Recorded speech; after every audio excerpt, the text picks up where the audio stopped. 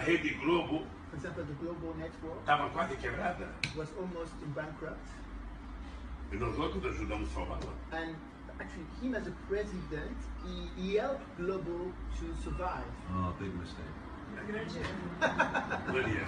E depois cometemos o erro de não fazer a regulação dos meios de comunicação.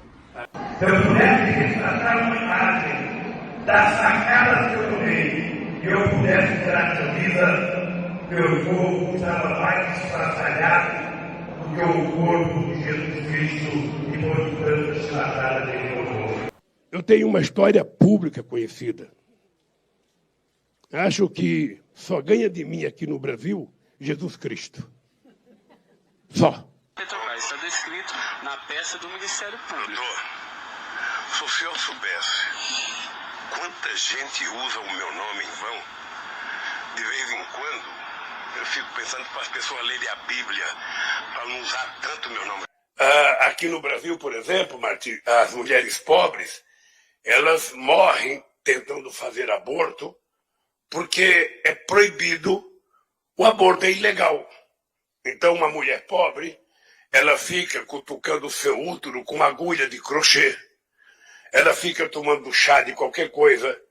Numa cidade chamada Jaguacara, na Bahia, eu conheci uma mulher que ela utilizava a folige do fogão a lenha, aquela fumaça, aquelas coisas que grudam, sabe? Colocando na vagina para ver se ela abortava.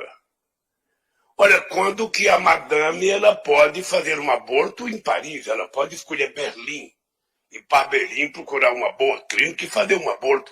Aqui no Brasil ela não faz porque é proibido. Quando na verdade deveria ser transformado numa questão de saúde pública e todo mundo ter direito e não ter vergonha. Eu não quero ter um filho, eu vou cuidar de não ter meu filho. Vou discutir com meu parceiro, eu não quero. O que não dá é a lei exigir que ela tenha. Essa lei não exige cuidar. E essa pauta da família, a pauta dos valores, é uma coisa muito atrasada. E ela é utilizada por um homem que não tem moral para fazer isso. Eu cansei de viajar o mundo falando mal do Brasil, gente. Era bonito a gente viajar o mundo e falar, no Brasil tem 30 milhões de crianças de rua, no Brasil tem 30 milhões... A gente nem sabia, tem não sei quantos milhões de abortos, era tudo clandestino, mas a gente ia citando números, sabe? Se o cara perguntasse a fonte, a gente não tinha, mas a gente ia citando números.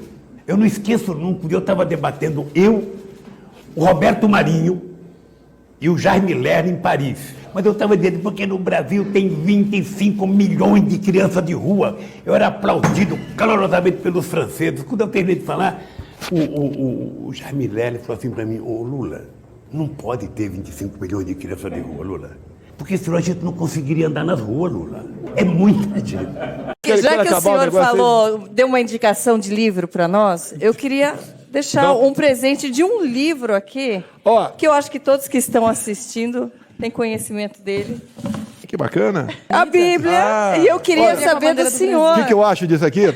Isso aqui é caixa de ferramenta do ser humano.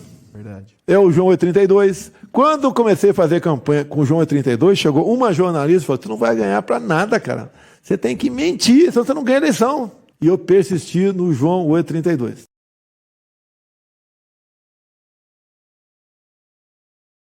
Paz de Cristo, irmãos, eu estou aqui mais uma vez gravando esse vídeo, deixando alguns vídeos aí para que você também possa refletir como cristão, não só como cristão, como conservador e como pessoa normal que não concorda com certos tipos de fala.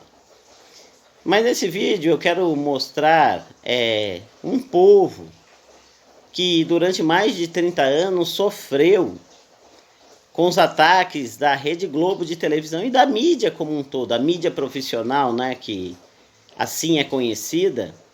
Durante 30 anos nos fez engolir que a destruição da família era algo normal, a separação de homem e mulher, algo normal. Aborto, algo normal.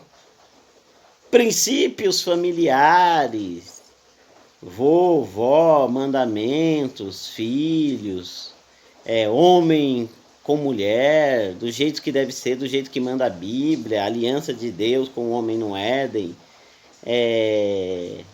Tudo isso a Rede Globo foi dando um jeitinho de de desfazer. Desculpa, irmãos, estou com um pouco de gripe. Mas foi dando um jeitinho de colocar na cabeça da pessoa, mesmo dos cristãos, que a palavra de Deus, ela não realmente diz o que ela quer dizer, mas que nós devemos ir por aquilo que nós sentimos. E aí, agora nós vivemos também numa geração que é a geração, como eu deixei claro aí nas imagens, a geração TikTok, geração Shorts, geração Kawaii, onde também a pessoa agora tem meios de informação que não é a mídia profissional, mas são presas fáceis desses videozinhos curtinhos que falam um assunto 30 segundos, já muda de assunto, já muda para outro assunto. E é essa geração que está vindo para a igreja, é essa geração que está sendo formada. Fora as universidades, que ainda é um tema que eu tenho para falar, porque é meu propósito, até que o Bolsonaro venha ganhar,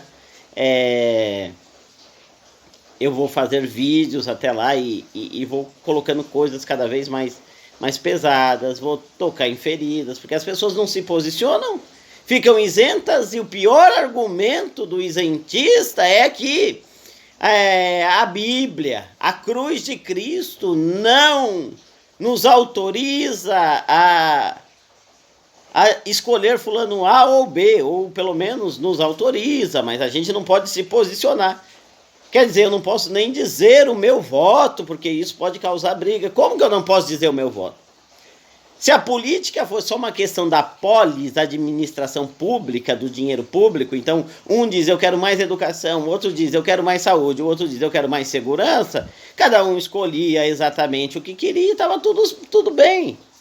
A gente não precisava se posicionar, cada um escolhe quem quer, a gente ora a Deus e Deus soberanamente permite que a vontade popular aconteça e estamos tranquilos. Ganhou o presidente de A, do grupo B, do grupo C. Mas nós não estamos vivendo em uma política de mera administração pública. Nós estamos vivendo uma polarização de valores. De um lado, nós vemos o candidato Luiz Inácio Lula da Silva dizendo que apanhou mais do que Jesus. Depois parece que ele tem um rompante, o máximo da humildade dele, depois de dizer que talvez ele perdesse somente para Jesus. E depois ele manda você ler a Bíblia para você não tomar o nome dele em vão.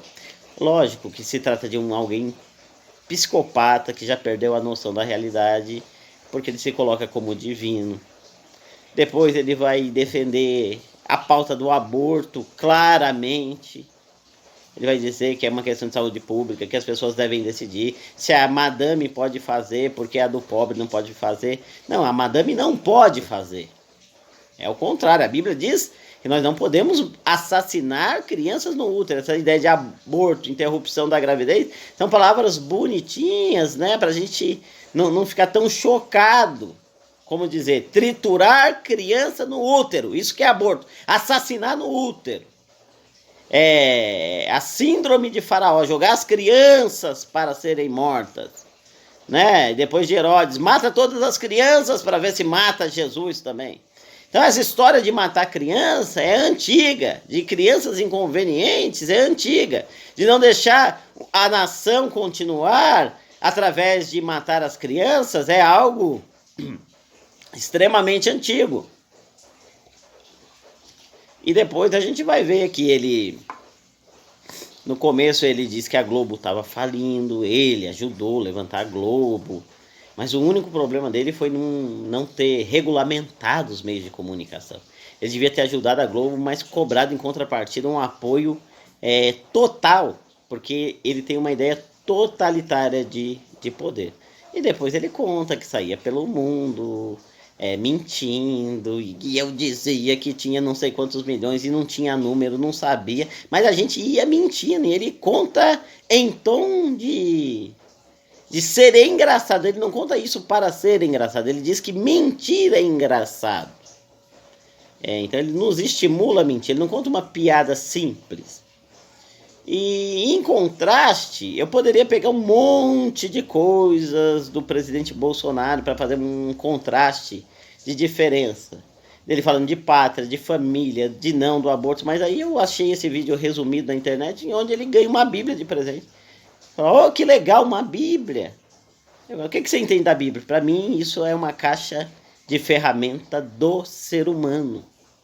Aqui tem tudo, mas acima de tudo, ele falou, fiz a minha campanha baseada em João 8,32, e conhecereis a verdade, e a verdade vos libertará, né? Então ele utilizou isso na sua campanha política, ele deixa bem claro.